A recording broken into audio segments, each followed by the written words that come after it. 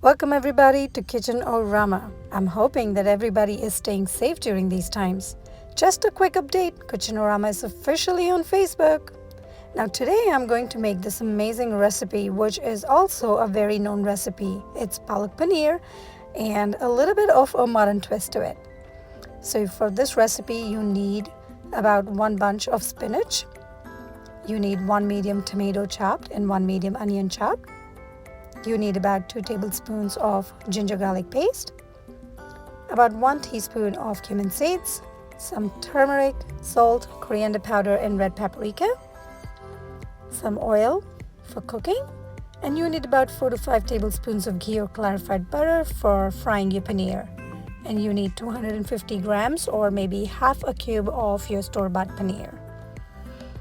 Go ahead, take a pot of water and start boiling it, and once it comes to boiling temperature, go ahead and add about 2 tablespoons of salt in it. This is going to help in making sure that your spinach that you're going to cook in this hot water is going to stay soft and nice. Now once your water boils, you want to make sure you have washed and rinsed your spinach leaves and go ahead and drop them into your boiling water. Now we're not going to cook the spinach leaves for a very long time. We're just going to cook it for maybe a minute or two. Spinach is a very green leafy vegetable and does not require a lot long in hot water. The trick here is to make sure once spinach comes to boil, go ahead and quickly take it off. Now do not overboil it. You want to retain that beautiful green color of the leaves.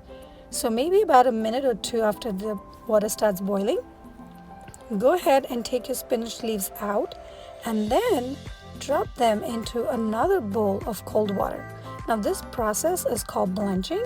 What this does is this immediately stops the cooking process in the leaves and helps you retain that amazingly gorgeous green color of your spinach leaves, and it prevents your palak paneer from going green or maybe yellowish green. Hold on to the stock. We're going to need this later to make sure that our spinach is the right consistency. Once your leaves have cooled off, take them into a blender and make sure that you are blending it into a very fine paste consistency. Now do not add any extra water while you're blending it. You don't want to do that because we're going to use this stock. Here you can see that amazingly gorgeous green color. Go ahead and turn your Instant Pot on saute mode. Add about 2 to 4 tablespoons of cooking oil. Now if you do not have an Instant Pot, as I keep saying, this recipe can be cooked in a regular bottom pan. Once your oil is warmed up, go ahead and add about 1 to 2 tablespoons of cumin seeds. Once your cumin seeds splutter, add your onions. Start mixing them all well together. Now always make sure that you are stirring it well so nothing burns, nothing sticks. And here you're going to add about half a teaspoon of salt. Remember, we have cooked our spinach leaves in salty water, so we have to be mindful of how much salt we are adding in the whole process so your palak paneer does not turn too salty. You can gently place any regular lid or the Instant Pot lid, and you can see how well and beautiful your onions have caramelized now. At this point, you're going to go ahead and add about 1 to 2 tablespoons of ginger garlic paste and start mixing that all well up together again. And once you feel that your onions are turning this crispy golden brown, add your chopped tomatoes and mix it all well up together.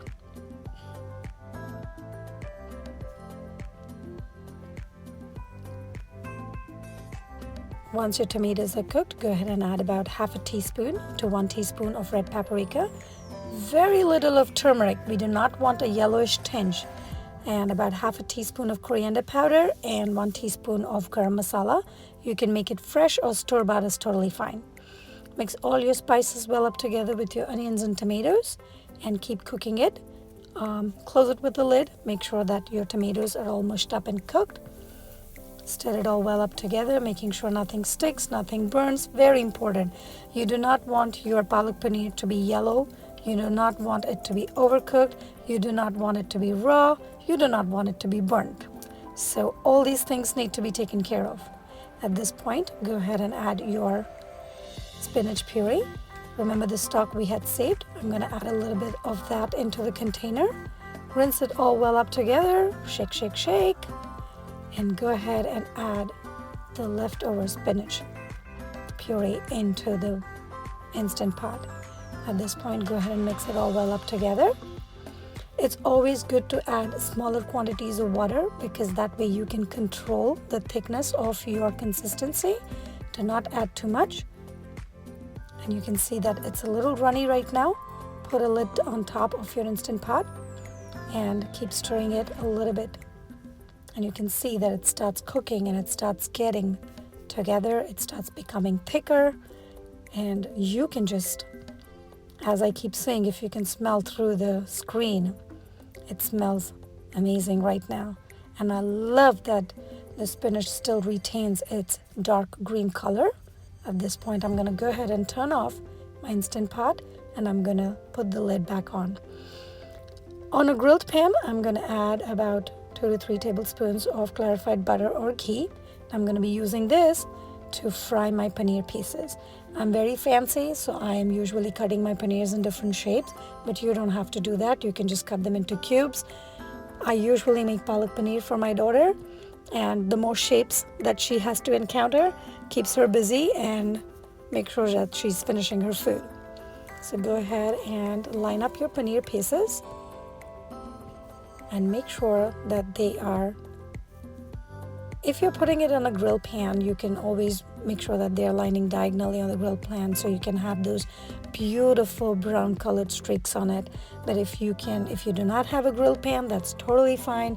You can use a regular tawa or a flat pan and get it to turn golden brown on both sides. Look at that shade. It is so beautiful. Perfectly grilled paneer pieces. And I'm going to go ahead and add it into my hot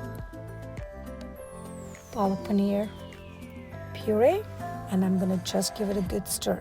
Paneer already has cooked on the griddle or the pan, so you don't really have to cook this mixture anymore. The key to maintain the green color of your palak paneer is please do not overcook it. And once you've mixed it and stirred it well, your palak paneer is all ready and set. I served it here on a bed of gluten-free pasta.